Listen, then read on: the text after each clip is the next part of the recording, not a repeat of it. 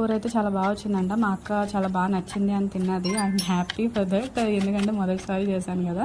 And next ఇక్కడేమో మా అమ్మకి ఫోన్ చేసి చాలా ఎండలు ఎక్కువగా ఉన్నాయి కదా, నాకు వెయిట్ చేసిపోయింది అని చెప్తే మెంతి మజ్జిగ చేసుకోమని చెప్పింది. నేను ఎందుకో మజ్జిగ ఎక్కువ ప్రిఫర్ చేయను ఇంట్లో ఉన్నప్పుడు. నేను అంటే చిన్నప్పటి నుంచి పెరుగు చాలా తక్కువ తింటాను అనమాట. ఆవకాయలు అనేది ఎక్కువ తింటాను.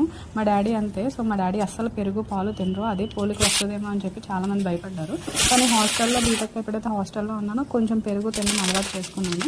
ఇప్పుడు ఏంటి అంటే మా అమ్మని అడిగితే మెంతు మజ్జిగలో చేసుకో, పోపు వేసేసుకొని అందులో మెంతులు వేసుకో, అది అయ్యాక ఉల్లిపాయలు పచ్చిమిరపకాయలు వేసుకొని టమాటాలు వేసుకో, కొంచెంగా మగ్గించు, అది అయ్యాక పసుపు ఉప్పు వేసుకున్నాక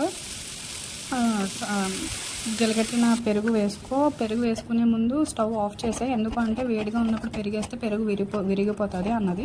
సో అందుకని చెప్పి నేను ముందు కొంచెం వేసుకొని చూసుకున్నాను విరుగుతుందా లేదా అని. విరగలేదు. ఇది కూడా టేస్ట్ బాగా వచ్చింది, మా అక్కకు బాగా నచ్చింది. మీరు